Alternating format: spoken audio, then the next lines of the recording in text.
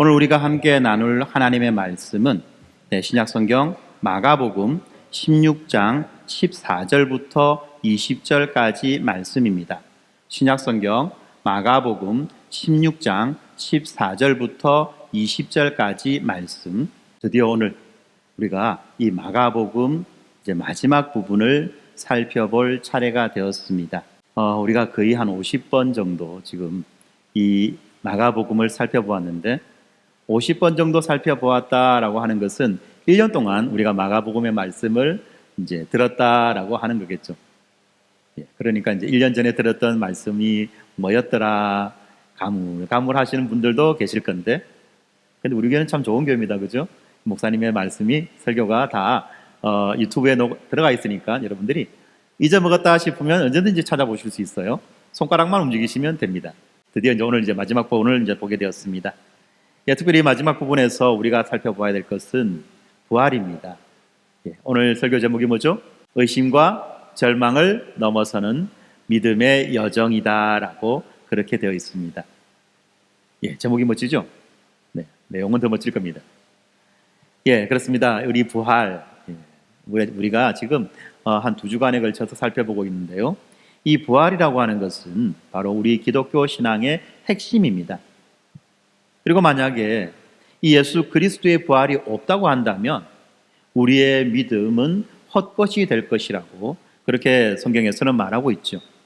그렇지만 이 현실적으로 많은 사람들은요, 이 부활에 대해서 많은 의심을 품고 있습니다.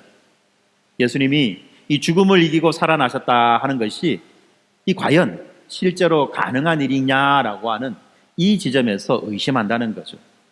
그런데 여러분, 이것은요, 이 역사적 사건의 진위 여부에 대한 의문, 이게 진짜냐 가짜냐라고 하는 이 의문을 넘어서서 우리 삶에 아주 실제적인 영향을 주는 중요한 질문이 된다는 것을 우리는 기억해야만 합니다. 만약에 우리가 이 부활의 메시지를 제대로 이해하지 못한다고 한다면 우리의 신앙은 힘을 잃을 수밖에 없는 거죠. 우리가 지금 살펴보고 있는 마가복음 16장도 그렇습니다. 이 마가복음 16장을 보면 제자들이 어떻습니까? 처음에는 예수님의 부활을 믿지 못했어요. 왜냐하면 그들에게는 이 사건이 너무나도 충격적이었기 때문에 이것을 현실로 받아들이지 못했다는 것입니다. 그렇지만 예수님은 어떻습니까? 그들에게 이 확실한 부활의 증거를 보여주셨죠. 그리고 예수님께서 주신 이 증거를 통해서 이제 그들은 부활을 믿게 되었고, 그리고 그들의 삶이 변화되게 된 것입니다. 오늘날에도 마찬가지입니다. 많은 사람들이 이 예수의 부활을 믿지 않거나 의심합니다.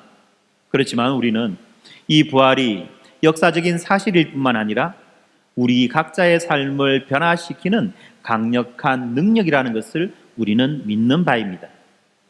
이 예수님의 부활은 단순한 그 개인의 승리가 아니라 모든 믿는 자들에게 주어진 이 생명의 승리가 되며, 우리들로 하여금 이 죄와 사망으로 인한 그 두려움과 절망을 넘어서게 하는 바로 하나님의 능력이 되기 때문에 그런 것입니다. 이 부활의 의미를 제대로 이해하고 그 능력을 우리가 믿음으로 받아들일 때 우리의 삶은 반드시 변화되게 되는 것입니다. 이 부활의 확신을 가진 사람은 이 단순하게 이 신앙을 지키는 것에 머무르지 않고요, 그 능력을, 그 부활의 능력을 그 삶 속에서 경험하며 살아가게 되는 것입니다. 그렇기 때문에 이제 우리는 이 부활의 확실한 증거들을 확인하고, 또한 이 부활의 능력이 우리 삶에 주는 변화를 살펴보면서 이 의심을 넘어서 확신으로 나아가는 이 믿음으로의 여정을 함께 시작하면 좋겠습니다. 이 부활의 사건은요, 이 기독교 신앙의 근본입니다. 하지만 그 사건에 대해서 많은 사람들이 의문을 품고 있었죠. 예수님이 부활하셨다는 그 사실이 정말로 역사적인 사실이었다고, 또 그 증거가 무엇이다 라고 말할 수 있냐는 것입니다. 그렇게 했을 때 교회는 전통적으로 이 비어있는 무덤, 그리고 그 무덤 안에서 사라진 시체, 그리고 수많은 이 부활의 증인들과 또한 그들의 그 증인들의 순교, 이런 것들을 통해서 이 부활의 확실성을 증명해 왔습니다. 그런데 오늘 본문은 또 다른 측면에서 우리들에게 이 부활의 확실한 증거를 보여주고 있습니다. 오늘 본문 말씀, 이 마가복음 16장 14절에 보니까요, 예수님이 부활하시고 난 다음에 이제 제자들에게 나타나십니다. 그런데 제자들은 어떻습니까? 이 예수님의 부활의 소식을 듣고도 그 소식을 허황된 이야기라고 생각해서 그것을 믿지 않았죠. 성경이 말합니다. 그들이 예수 부활의 소식을 듣고도 믿지 못했다라고 말하는 이 장면.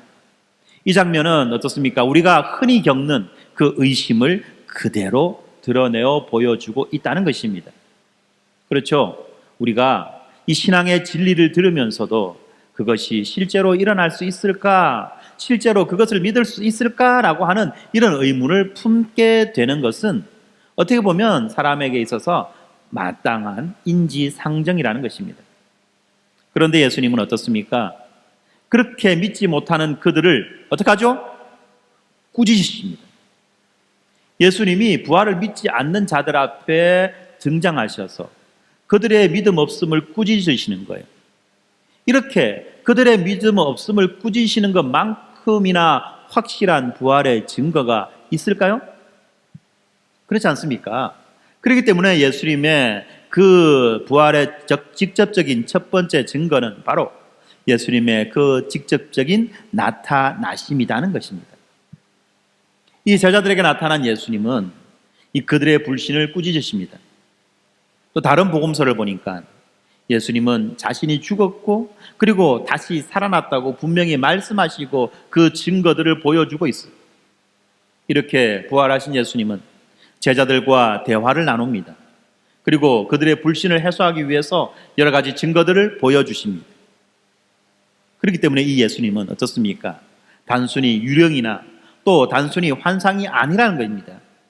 예수님은 육체로 살아나셨고 제자들이 만질 수도 있었고 그리고 또한 이 제자들은 예수님과 함께 시간을 보낼 수도 있었다는 것입니다.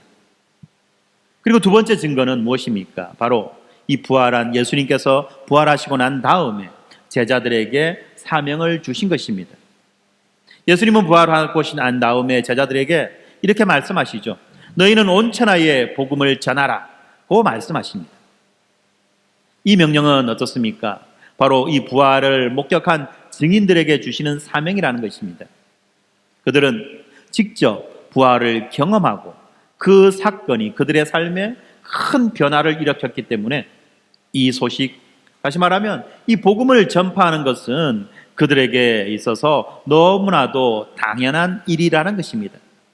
그렇기 때문에 그들의 사명이 바로 예수 부활의 확실한 증거가 되는 것입니다. 어떻게 보면 이것은 주관적 증거다라고 말할 수 있는 거죠. 그렇지 않습니까? 그들은 직접 예수를 보았고 예수를 만났고 예수를 경험했습니다. 그래서 예수 부활의 사실을 그들은 분명히 믿었습니다. 그리고 그 믿음이 이제 어떻습니까? 그들로 하여금 이 사명을 감당하게 하는 거예요. 그렇기 때문에 그들이 이렇게 사명을 감당하며 복음을 천하에 전하는 이것도 또한 예수 부활의 또 다른 증거다라고 말할 수 있는 것입니다. 그리고 또한 이러한 증거의 일환으로서 이 세 번째 증거는 예수님의 그 부활 이후에 나타나는 바로 제자들의 삶의 변화라는 것입니다. 예수님이 부활하시고 난 다음에 제자들은 그 누구보다도 강력한 증거를 손에 쥐었지요. 그들은 이렇게 강력한 증거, 바로 그 부활의 사건을 보고 들은 후에 이제는 어떻습니까? 변화된 삶을 살기 시작했다는 것입니다. 이 변화는 그들의 신앙뿐만 아니라 그들의 행동과 그들의 삶의 방식에도 아주 큰 그 영향을 미친 것입니다. 예수님의 그 부활을 목격한 제자들은 이제 두려움 없이 그리고 확신을 가지고 복음을 전하기 시작했습니다. 그들의 삶에서 나타나는 이러한 변화야말로 부활이 실제로 그들에게 큰 영향을 미쳤다는 증거라는 거죠. 부활을 목격한 사람들은 어떻습니까? 더 이상 이 과거의 삶으로 돌아갈 수 없었습니다. 그들은 이 부활의 증인으로서 그 사건이 어떻게 그들의 삶을 변화시켰는지를 전하게 되었다는 것입니다.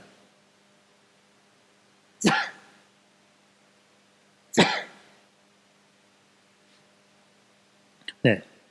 이처럼 부활의 확실한 증거는 믿는 자들의 삶에 직접적으로 영향을 미치는 사건입니다. 예수님의 부활을 믿고 그것을 체험한 사람들의 그 삶의 변화야말로 이 부활의 진정성을 입증하는 아주 중요한 요소라는 사실을 우리는 기억해야만 합니다. 우리는 지금 이 부활의 주관적 증거들을 살펴보고 있는 거예요. 이러한 부활의 증거로서의 그들의 변화된 삶을 통해서 부활의 실제적인 증거가 우리들에게 보여진다는 것입니다. 그리고 우리도 그들처럼 이 부활을 믿음으로써 우리의 삶에서도 동일한 변화를 경험할 수 있게 되는 것입니다. 그러므로 예수님의 이 부활은 단순한 과거적 사건으로 머무는 것이 아니라 오늘날에도 여전히 우리들에게 영향을 미치고 있으며 또한 우리가 그 부활을 믿고 받아들일 때 우리도 마찬가지로 이 부활의 증인으로서 변화된 삶을 살아갈 수 있게 되는 것입니다. 이렇게 이 부활의 확실한 증거는 제자들의 변화된 삶과 또한 그들이 전해주는 복음을 통해서 오늘날 우리에게 전달되었고 이제 우리도 또한 이 부활을 믿음으로 우리의 삶의 변화가 일어나고 이러한 부활의 증인의 행렬에 동참하게 되는 것입니다. 우리가 이 증거를 믿고 받아들이게 될 때 그때 어떻습니까? 우리의 의심은 확신으로 바뀌는 것이고 또한 우리의 삶은 이 부활의 능력으로 변화될 것입니다. 그렇죠? 이 예수님의 부활은요, 이 단순한 역사적 사건이나 아니면 어떤 신학적인 개념으로 끝나는 것이 아니라 우리들의 삶에 실질적인 변화를 가져오는 중요한 사건으로서 우리들의 삶 속에서 현재적으로 작용되고 있는 그러한 능력이라는 것을 우리는 다시 한 번 더 기억해야만 합니다. 그러므로 우리가 부활을 믿고 받아들일 때 우리의 삶은 내면에서부터 시작되는 깊은 이 근원적인 변화를 경험하게 되는 것입니다. 어떤 변화가 있을까요? 이 우리가 부활을 믿을 때에 우리의 삶 속에 어떤 변화가 있을까요? 첫 번째 부활은 우리들에게 새로운 삶을 선물해 줍니다. 예수님이 부활하셨다는 사실이 바로 우리들에게 새 생명과 희망을 준다는 것입니다. 그렇지 않습니까? 예수님의 부활은 바로 죽음을 이긴 승리입니다. 우리 인생에 있어서 가장 두려운 존재, 가장 두려운 것이 무엇입니까? 그것이 바로 죽음 아닙니까? 아무도 생각하기 싫고 아무도 원하지 않는 것, 죽음인 거예요. 그래서 뭐라고 말합니까? 오죽하면 죽었겠나? 라고 말하지 않습니까? 그 오죽하면이라는 그 말 속에 담겨 있는 그 깊은 절망과 처절함과 아픔과 고통을 우리는 생각해야만 할 것입니다. 그런데 예수님의 부활은 이 죽음을 이긴 승리가 되는 것입니다. 그리고 그 승리는 부활을 믿는 우리에게도 동일하게 적용됩니다. 에베소서 2장 5절에 보니까 허물로 죽은 우리를 하나님이 그리스도와 함께 살리셨고 우리는 은혜로 구원을 얻었다라고 말합니다. 이처럼 우리가 예수 그리스도의 그 부활을 믿게 될 때에 우리는 죽음에서 생명으로, 절망에서 희망으로 옮겨지는 것입니다. 그리고 이렇게 예수님의 부활을 통해서 우리는 이 죄와 사망의 권세에서 자유롭게 되며 새로운 삶을 살아갈 수 있는 그 힘과 능력을 얻게 되는 것입니다. 그리고 두 번째로 부활은 우리를 죄로부터 돌이켜서 거룩한 삶을 살아가게 해주는 것입니다. 예수님의 그 죽음과 부활은 죄에 대한 그 하나님의 정의가 어떻게 실현되고 은혜가 어떻게 베풀어지는지를 보여주는 것입니다. 예수님이 우리의 죄를 대신하여 십자가에서 죽으심으로 우리의 죄값이 지불되었습니다. 그리고 예수님이 부활하심으로 죄와 사망에 대한 승리를 선언하셨습니다. 로마서 6장 4절에 보니까 그러므로 우리가 그의 죽으심과 합하여 세례를 받음으로 그와 함께 장사되었나니 이는 아버지의 영광으로 말미암아 그리스도를 죽은 자 가운데서 살리심과 같이 우리도 또한 새 생명 가운데서 행하게 하려 함이라 라고 말씀합니다. 우리도 또한 새 생명 가운데서 행하게 하려 함이라. 그렇죠. 예수님의 부활은 우리가 죄로부터 완전히 벗어나서 이 새로운 생명 안에서 하나님과의 관계가 회복되는 그 기초가 되는 것입니다. 따라서 우리는 이 거짓과 불의를 멀리하고 정직한 삶을 살아갈 수 있으며 이제 미움을 내려놓고 용서와 사랑을 실천할 수 있는 것입니다. 이것이 부활을 믿음으로 죄로부터 자유롭게 되어 하나님과 온전한 관계를 맺는 자의 삶이라는 것입니다. 그리고 세 번째로 부활은 절망 가운데에서 우리에게 소망을 줍니다. 이 세상에서 우리가 겪는 어려움과 고통이 너무나도 자주 우리를 절망에 빠지게 만들어줍니다. 질병과 상실과 실패와 불확실한 미래 등은 우리들의 마음을 무겁게 하고 때로는 인생의 끝을 생각하게 해주는 것입니다. 그렇지 않습니까? 그렇지 않습니까? 죽고 싶다. 그죠? 이럴 때 생각하는 것이 뭡니까? 죽고 싶다. 오죽하면 그렇겠습니까? 그런데 여러분, 이 부활은요, 이런 모든 고통과 절망을 넘어서는 소망을 우리들에게 제공하는 것입니다. 예수님의 부활은 이 모든 것이 새롭게 되는 바로 그 날을 보증해 주기 때문에 그렇다는 거예요. 무슨 말입니까? 우리에게 끝없는 영원한 절망과 고통과 아픔과 상실감만 있는 것이 아니라는 거예요.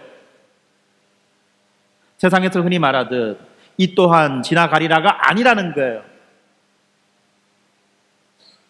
그러한 아픔과 소슬픔과 고통과 절망은 여전히 실존적인 문제로서 우리 삶에 다가와 있고 우리가 해결하지 못한 채 여전히 우리 삶 가운데 영원한 부담으로 짐으로 남아있지만 그럼에도 불구하고 이 부활의 소망이 이 모든 것을 해결해주는 열쇠의 역할을 한다는 것입니다. 고린도전서 15장 20절에 보니까 그러나 이제 그리스도께서 죽은 자 가운데서 다시 살아나사 잠자는 자들의 첫 열매가 되셨도다라고 말해주고 있습니다. 잠자는 자들의 첫 열매, 바로 부활의 첫 열매라는 것입니다. 우리의 인생이 죽고 끝난다는 것이 끝난 것이 아니라는 겁니다. 여러분, 그렇지 않습니까? 우리가 오죽하면 죽고 싶다는 말을 하겠습니까? 그런데 그 죽음이 우리의 인생의 모든 문제를 일시에 해결해주는 유일한 해결책이 아니라는 거예요. 여러분 어떡합니까? 죽음 이후에도 동일한 삶이 반복된다면, 죽음 이후에 끝이 아니라면, 끝이 아니라면이 아니라 여러분 죽고 끝나는 게 아니잖아요. 그죠? 죽고 끝나는 것이 아닙니다. 그건 우리의 본성이 알고 있어요. 우리의 본성이 알고 있지 않습니까? 죽음이 끝이 아니라는 겁니다. 죽음 이후에 뭔가가 있다는 겁니다. 그래서 나온 말이 뭡니까? 내세. 그죠? 우리가 살아가는 이 세상을 현세, 다음 세상을 내세란 말합니다. 내세라는 말이 있다는 것은 다음 세상이 있다는 말이에요. 없는데 어떻게 말이 나옵니까? 뿐만 아니라 수많은 종교에서도 다음 세상은 이럴 거야 저럴 거야 라고 그렇게 말하지 않습니까? 그리고 우리의 본성이 알고 있어요. 그런데 또 우리의 본성이 소망하죠. 뭘 소망합니까? 죽으면 좋은데 갈 거다. 뭐 한 개 있어야 좋은 데 가지. 벼룩도 낯짝이 있다고. 무슨 낯짝으로 그렇지 않습니까? 예. 우리가 살아왔던 인생을 통해서 알 수 있는 하나의 확실한 진리가 있어요. 뭐냐? 초등학교 때 못 풀던 문제는 중학교 가서 못 풀고, 중학교 가서 못 풀던 문제는 고등학교 가서 또 못 풀고, 고등학교 가서 못 풀던 문제는 대학 가서 또 못 풀게 되어 있다는 거예요. 뭡니까? 밀린 숙제는 언젠가는 해야 한다는 겁니다, 여러분. 그렇지 않나요? 이게 우리가 경험한 유일한 증거예요. 그래서 뭐라고 말합니까? 이 고등학교 선배들은 초딩들 보고, 야, 대충 놀고 공부 좀 해래. 지는 놀았으면서도. 부모님들 뭐랍니까? 자기들은 그때 놀아놓고, 정신없이 놀아놓고 난 다음에도 자기 새끼들 보고는, 야, 공부해라. 때가 있다. 이게 다 삶의 경험에서 나온 이야기예요. 그렇지 않습니까? 인생에 있어서 밀린 숙제는 언젠가는 해야 된다는 겁니다.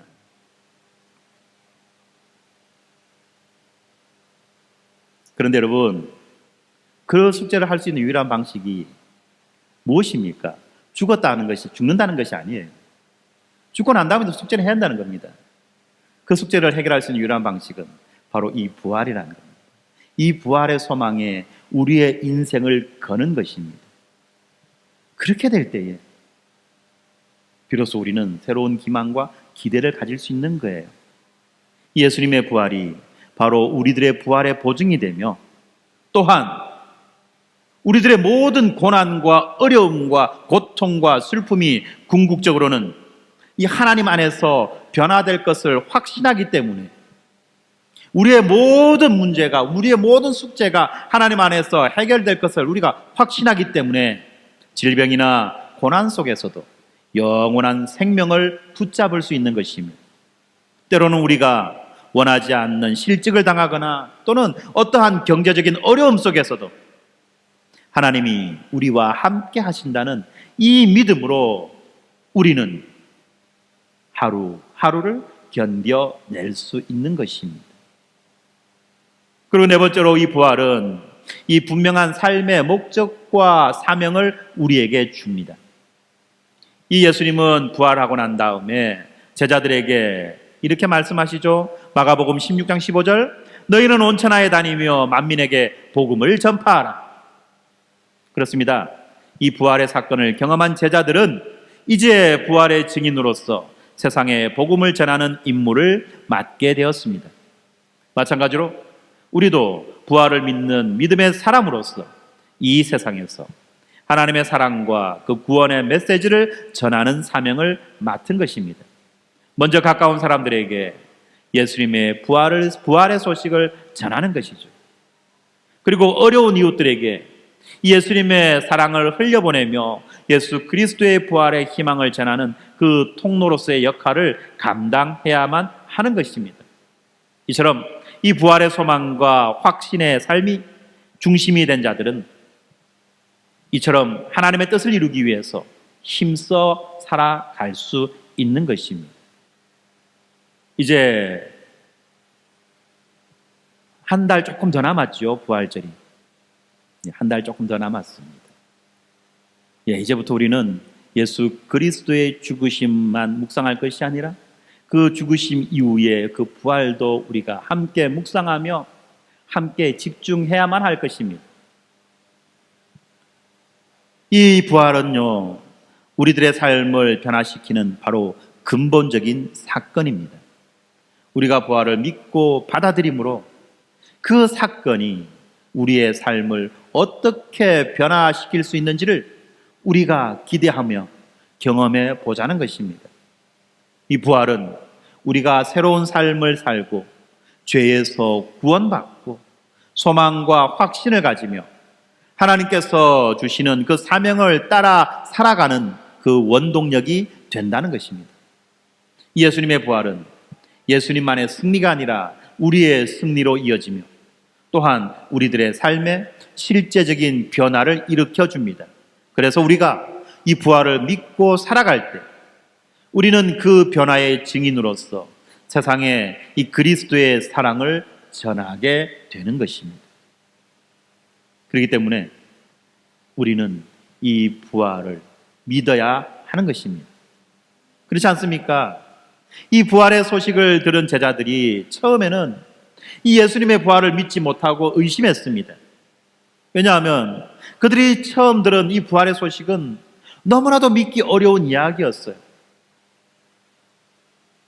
한번 상상해 봅시다. 예수님이 죽으신 다음에 그들의 마음은 어떻죠? 이 깊은 상실감과 절망에 잠겨 있었습니다. 인정할 수 없지만, 인정하기 싫지만, 인정하기를 원하지 않지만, 그러나 인정할 수밖에 없는 예수의 그 죽음. 이 예수의 죽음이라고 하는 이 사건이 그들에게 가져오는 그 상실감과 그 절망감은 이루 말할 수 없었다는 것입니다. 그들이 예수를 믿으면, 이 예수만 따르면 자기들의 모든 기대가, 소원이 성취될 것으로, 자기들은 세상에서 떵떵거리고 잘 살 수 있을 것으로 그렇게 여기며 예수를 따르지 않았습니까? 예수를 따르기 위하여서 어떤 사람은 가족을 버려두었고, 어떤 사람은 자기의 직업을 버려두었고, 어떤 사람들은 자기들의 모든 것들을 버려두어 예수를 따랐습니다. 왜?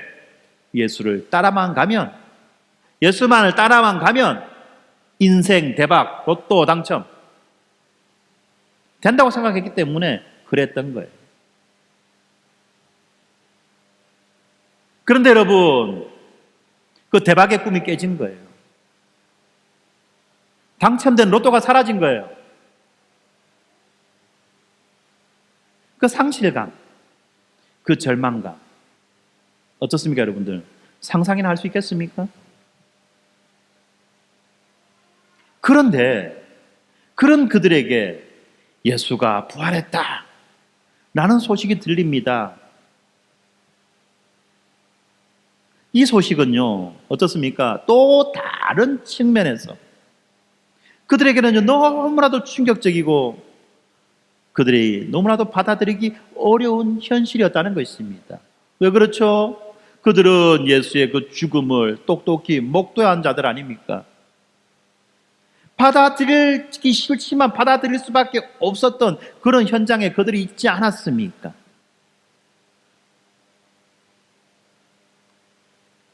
더 이상 어떤 게 없는 거예요. 그래서 그들은 너무나도 깊은 절망 속에, 상실감 속에 그렇게 잠겨 있었습니다.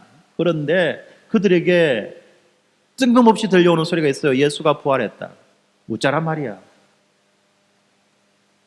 나보고 더 이상 어떻게 하라고. 라는 말이 안 나오겠습니까? 그래? 진짜야? 그럼 나는 뭐지? 그럼 나 다시 대박 받을 수 있는 거야? 이게 아니잖아요, 지금. 여러분, 여론도 차원에서 생각하면 여러분, 이들의 상실감을 잘못 이해하고 있는 겁니다. 이들이 상실감은요, 어떻습니까? 인정할 수밖에 없는 그런 상실감 아니었습니까? 예수가 죽은 거예요. 철저하게 죽은 거예요. 완전히 죽은 거예요. 끝난 겁니다.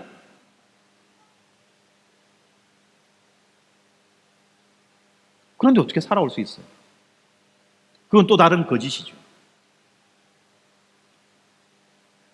적어도 그들의 상식으로는 그랬다는 것입니다.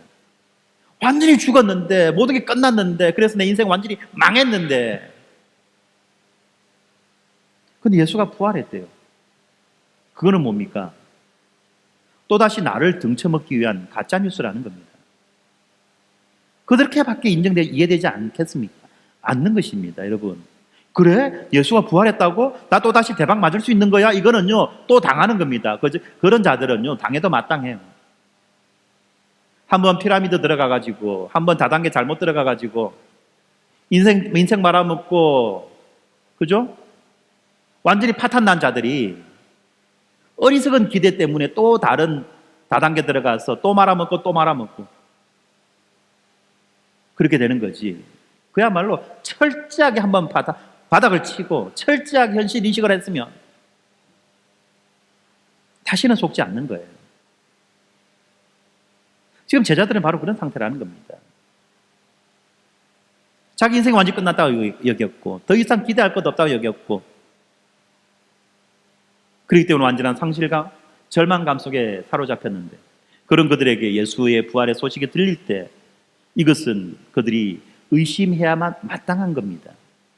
적어도 지각을 가진 사람이라고 한다면, 적어도 이성적인 판단을 할 줄 아는 사람이라고 한다면 의심해야만 마땅한 거예요. 그리고 제자들은 그래서 의심하는 겁니다. 미련하게, 무식하게. 그래? 나의 인생 아직도 대박의 기회가 있는 거야가 아니었어요.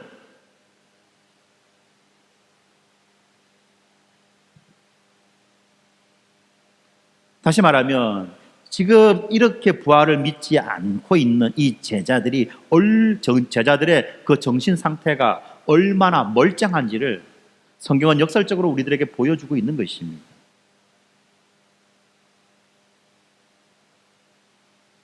철저한 현자타임, 현실을 자각하고 있는 바로 그러한 상황 속에서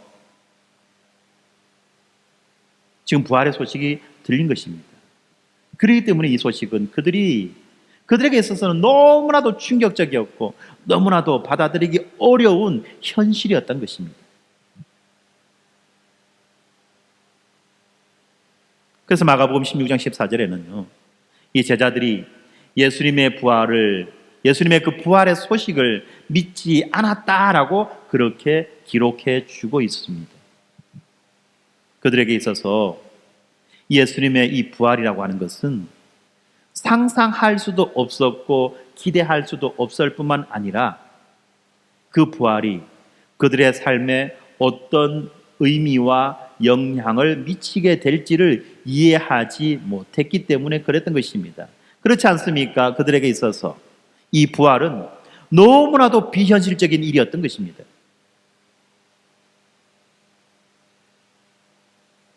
너무나도 비현실적인 일이었던 거예요. 그런데 그들 앞에 예수님이 나타나셨습니다. 그런데 그들 앞에 예수님이 나타나신 거예요. 그리고 그들을 꾸중하십니다. 이 마음이 완악한 자들아, 이 마음이 강팍한 자들아. 완악하고 강팍하다는 이 말은요, 어떻습니까? 아주 냉철한 이성과 판단으로, 그죠? 결단한다는 겁니다. 아주 냉철한 이성과 판단으로 결단한다는 거예요. 불신을. 그것을 강팍이라고 말합니다. 나름의 근거가 있기 때문에 그 불신이 확신이 되는 거예요. 그것을 강팍이라고 말합니다. 예, 지금 그들의 그 강팍한 상태를 예수님이 나무라시는 겁니다. 자, 자기 눈앞에 나타나신 예수님, 그리고 자기들의 그 마음 상태와 심리 상태와 의식 상태를 너무나도 정확하게 아시고 그것을 적나라하게 지적하시는 그 예수님, 이거는 꿈입니까? 현실입니까? 이거는 착각입니까? 환상입니까? 이거는 꿈도 아니고, 이건 착각도 아니고, 이건 환상도 아니죠. 이것은 바로 현실입니다. 이게 바로 리얼이에요. 인정하기 싫지만, 인정할 수 없지만, 그럼에도 불구하고 인정할 수밖에 없는 바로 그 리얼이라는 것입니다. 그렇기 때문에 그들의 바로 이 의심에서 확신으로 바뀌게 되는 겁니다. 그들이 머리 어리석어서 멍청해서 가짜 뉴스에 속은 그런 어리석은 이상한 그런 군중들이 아니었다는 겁니다. 군중 심리에 휩싸여 가지고 이상한 짓거리 하는 그런 사람들이 아니었다는 거예요. 그들의 예수의 부활에 대한 그 의심은 너무나도 타당했습니다.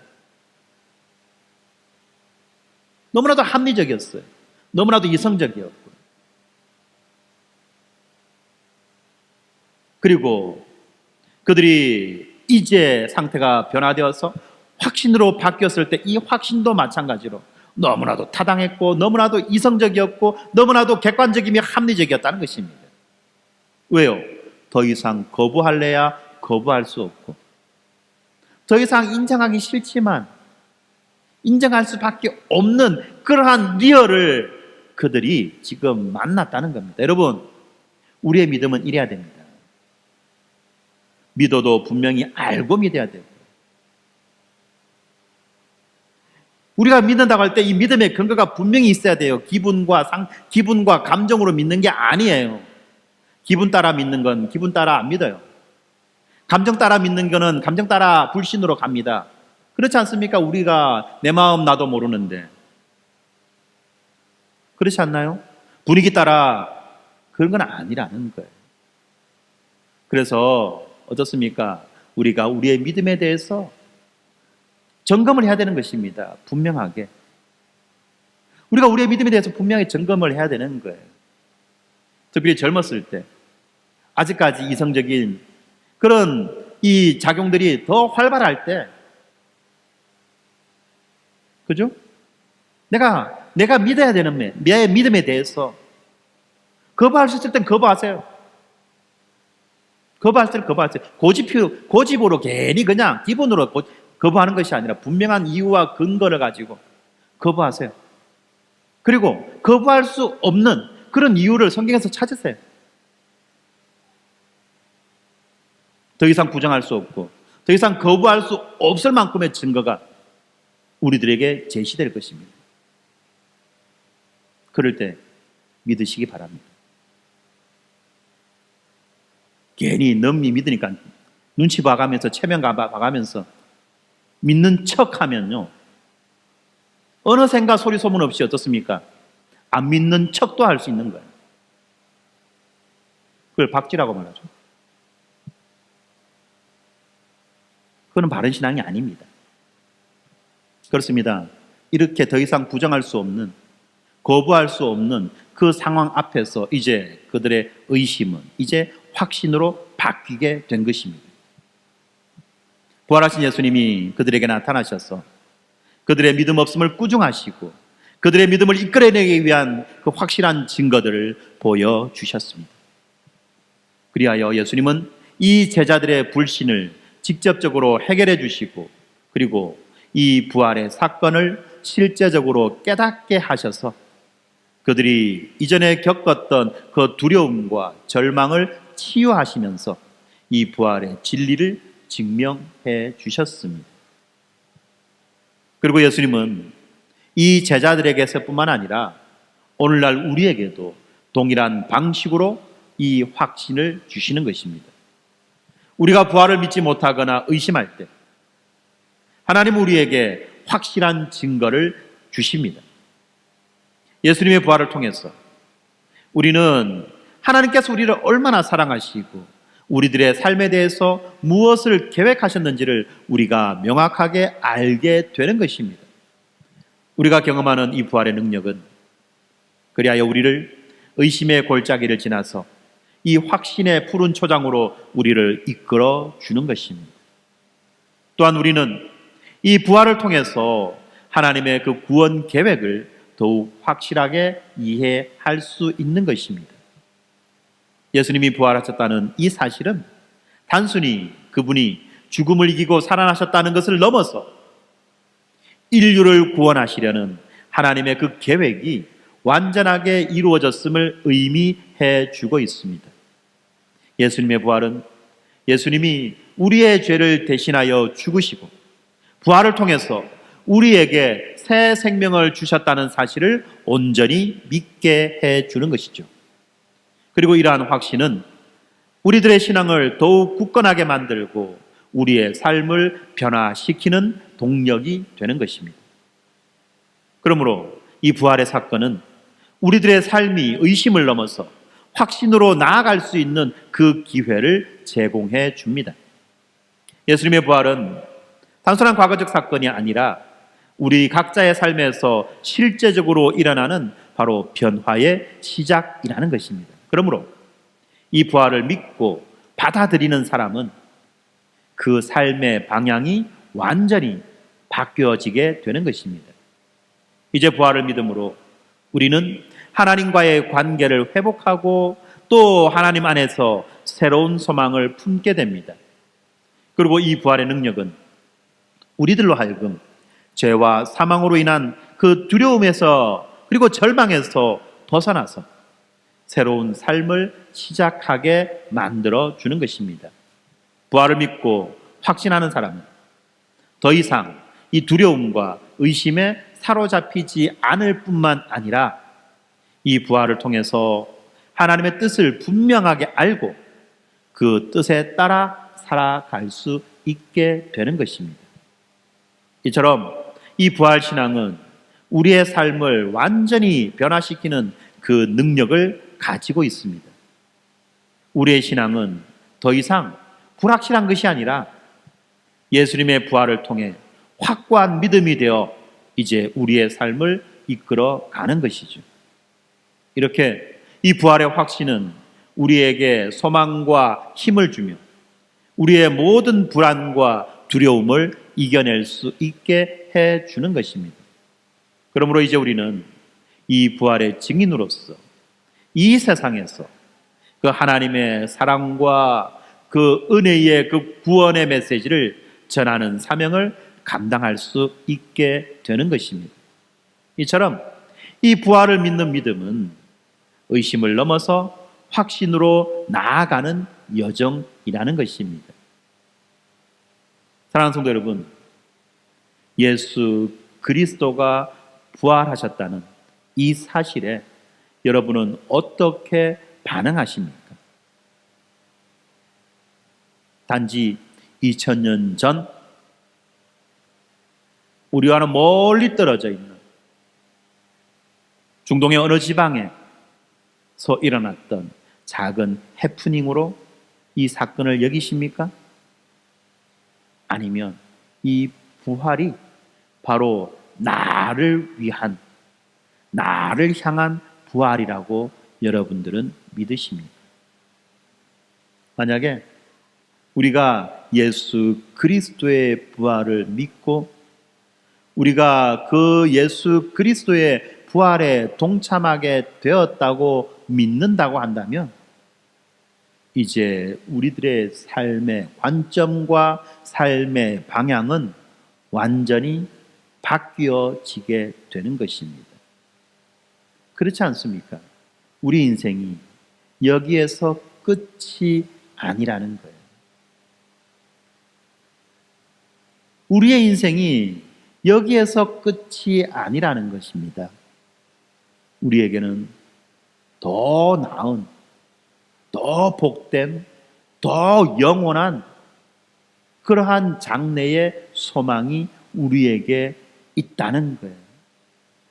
그냥 그래 됐으면 좋겠어가 아니라 바로 그러한 새 세상이 우리를 위해서 마련되어 있다는 것입니다. 새 집이 이미 마련되어 있다는 거예요. 그러면 우리의 삶은 어떻습니까?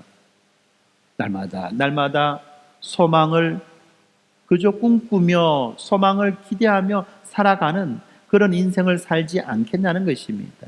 이 세상에 그죠? 별거 아닌 것들에 대해서 목숨 걸 필요가 있겠냐는 것입니다. 이 세상에서 해결할 수 없는 그런 문제들로 인해서 우리가 고통당할 필요가 있겠냐는 것입니다. 왜요? 완전한 우리를 위해서 예비되어지고 준비된 가장 복된 그 나라가, 가장 복된 그 세상이 우리를 위해서 마련되어 있는 것이 아닙니까? 에이, 목사님, 그건 어찌 알 수 있어요? 그거 어찌 알 수 있습니다. 아직 안 죽어봤는데. 죽어봐야 아는 거 아닙니까? 맞는 말입니다. 그런데 여러분, 우리가 죽기 전에 그것을 맛볼 수 있도록 하나님이 우리에게, 그죠? 하나님이 우리에게 은혜로 마련해 주신 것이 있잖아요. 그게 뭡니까, 여러분? 그게 뭐죠? 그게 뭡니까, 여러분들? 바로 교회예요. 바로 교회입니다, 여러분. 예. 이 교회를 통해서 하나님의 나라를 맛볼 수 있고, 이 교회를 통해서 하나님의 나라를 꿈꾸고 하나님의 나라를 소망할 수 있는 것 아닙니까? 교회가 교회다워질 때, 교회가 성경적이 될 때, 성경적인 교회가 될 때, 바로 우리는 그 교회를 통해서 이 부활 소망의 최종적 목적지인, 종착지인 바로 그 새하늘과 새 땅, 그 하나님의 나라, 완성된 그 하나님의 나라를 미리 맛볼 수 있는 것입니다.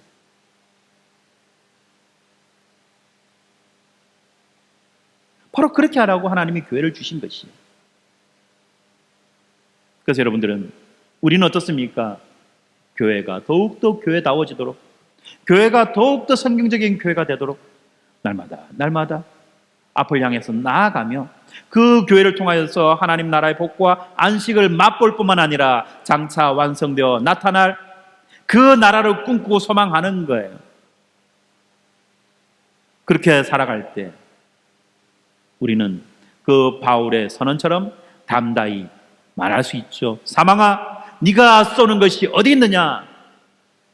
어떠한 어려움과 고통과 고난과 슬픔과 불안과 두려움과 불확실도 결코 우리들을 이 그리스도의 사랑에서, 이 부활의 명확하고 확실한 확고한 그 약속에서 끊어낼 수 없느니라. 아멘. 네, 그렇습니다. 이것이 바로 부활을 믿는 자들의 삶의 특징이 된다는 것입니다. 그래서 이 부활의 소망을 가진 자들은 어떻습니까? 이 땅을 살아가지만, 이 땅을, 현실을, 이 땅을 살아가지만 그럼에도 불구하고 완성될 그 나라를 꿈꾸며 그 나라를 기대하며 그 나라를 맛보며 살아가는 것입니다. 그것이 바로 우리의 삶이라는 거예요. 교회를 통해서 우리가 누릴 수 있는 복이라는 것입니다. 바로 이렇기 때문에 예수의 부활은 단순한 역사적인 사건이 아니라 우리의 삶 속에서 여전히 작용되고 있는 살아있는 진리며 우리의 신앙과 삶을 근본적으로 변화시키는 사건이 된다는 것입니다. 이 부활신앙은 더 이상 우리를 과거의 죄와 그 죄로 인한 절망에 머물러 있게 해주지 않고 우리에게 새로운 시작을 할 수 있는 능력과 소망을 주는 것입니다. 그러므로 이제 예수의 부활은 우리들에게 두 가지 중요한 사실을 알려줍니다. 이것만 전하고 오늘 설교를 마칠게요. 첫 번째는 예수님의 부활이 우리의 구원의 기초가 된다는 것입니다. 예수님이 부활하셨다는 사실은 무엇입니까? 우리의 죄의 대속이 완전하게 이루어졌음을 증명합니다. 우리의 죄의 문제가 완전하게 해결되었다는 것을 보여준다는 것입니다. 무엇이? 예수님의 부활이. 그렇기 때문에 부활이 없다면 십자가의 죽음도 의미가 없고 우리의 구원도 불완전한 것이었을 것입니다. 그러나 예수님은 이 죽음을 이기시고 부활하셨고 그로 인해 우리에게도 이 부활의 소망이 주어진 것입니다. 그리하여 이 부활은 우리가 죄와 사망에서 자유로워질 수 있음을 증명하는 확실한 증거며 우리 신앙의 중심이 되는 것입니다.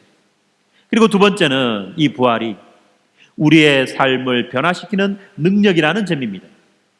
우리가 예수님의 부활을 믿는 믿음은 우리의 생각과 가치관과 행동을 바꾸어서 우리들로 하여금 이 과거의 죄와 또한 습관으로 인한 그 절망에서 벗어나서 이 과거의 죄와 그리고 죄를 행하는 그러한 습관에서 비롯되어지고 발생되어지는 그 하나님과의 단절이라고 하는 이러한 절망에서 벗어나서 새로운 삶을 살아갈 수 있는 그 능력을 얻게 해주는 것입니다. 부활은 우리가 어떤 상황 속에서도 소망을 잃지 않게 해주고 하나님이 주신 새로운 삶을 살아가도록 우리에게 힘과 능력을 더해 주는 것입니다. 그런데 우리 사랑하는 성도 여러분, 여러분은 이 부활의 능력이 여러분의 삶을 통하여 드러나고 있습니까? 오늘 이 시간 우리가 예수 그리스도의 부활을 분명하게 믿고 이제부터 우리가 이 부활에 근거한 새로운 삶을 살겠다고 결단하시기 바랍니다. 이러한 결단과 이러한 믿음이 실제로 우리의 행동과 삶의 방식에 영향을 미칩니다. 부활을 믿는 사람은 더 이상 두려움과 의심에 사로잡히지 않고 하나님의 계획을 신뢰하며 살아가게 됩니다.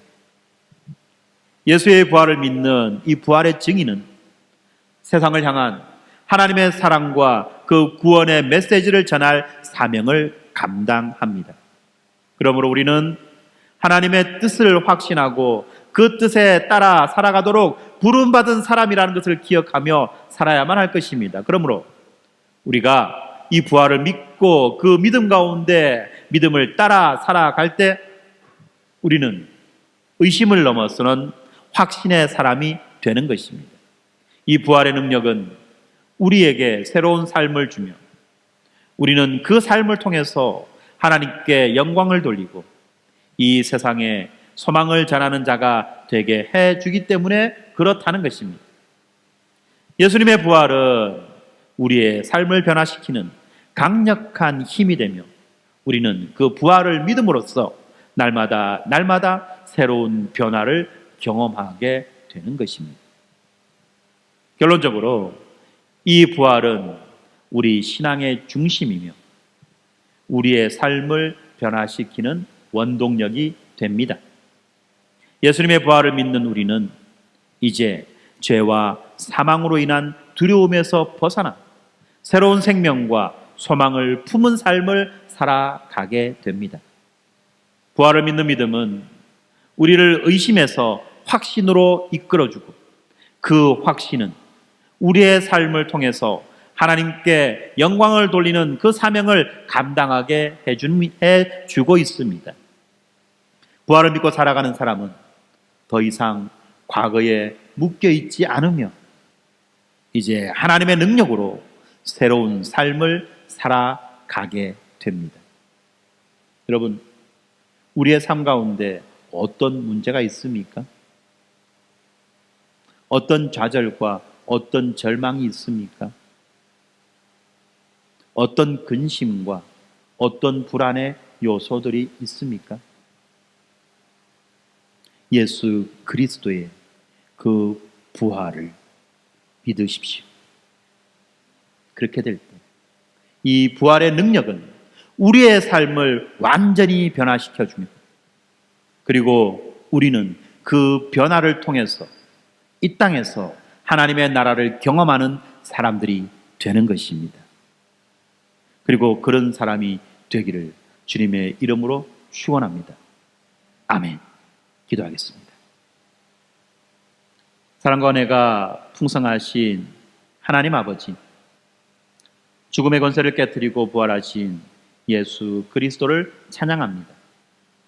주님의 부활이 우리 믿음의 근거가 되고 우리의 삶을 새롭게 하는 능력이 됨을 이 시간 주님 앞에 고백합니다. 그렇지만 주님, 우리의 연약한 마음이, 우리의 연약한 믿음이 때로는 의심하며 우리들로 하여금 머뭇거리게 할 때도 있습니다. 제자들이 이 주님의 부활의 소식을 듣고도 믿지 못했던 것처럼 우리도 또한 이 현실의 무게에 눌려 부활의 능력을 온전히 신뢰하지 못할 때도 있음을 고백합니다. 주님, 우리들의 눈을 열어 이 부활의 확실한 증거들을 보게 해주시고 우리의 마음을 밝혀 이 부활의 참된 의미를 깨닫게 하여 주시옵소서. 예수님의 부활이 단순히 과거적 사건이 아니라 오늘날 우리의 삶을 변화시키는 살아있는 능력이라는 것을 우리 애들로 하여금 믿게 하여 주시옵소서. 부활의 소망이 우리들의 절망을 소망으로 바꾸게 하시고 부활의 확신이 우리들의 두려움을 믿음으로 바꾸게 하여 주시옵소서. 우리들의 삶 속에서 부활의 능력이 나타나게 하시고 우리를 통해서 이 세상이 주님의 그 부활의 생명을 발견하게 하여 주시옵소서. 오늘 이 시간 우리들의 심령 가운데 부활의 확신을 새롭게 부어주셔서 부활하신 주님을 온전히 믿고 새로운 삶을 살아가겠다고 결단하게 하여 주시옵소서. 우리의 모든 삶이 부활의 증인으로서 주님께 영광을 돌리게 하시고 우리를 통해 부활의 기쁜 소식이 이 세상 가운데 선포되게 하여 주시옵소서. 거룩하신 예수님의 이름으로 기도드립니다. 아멘.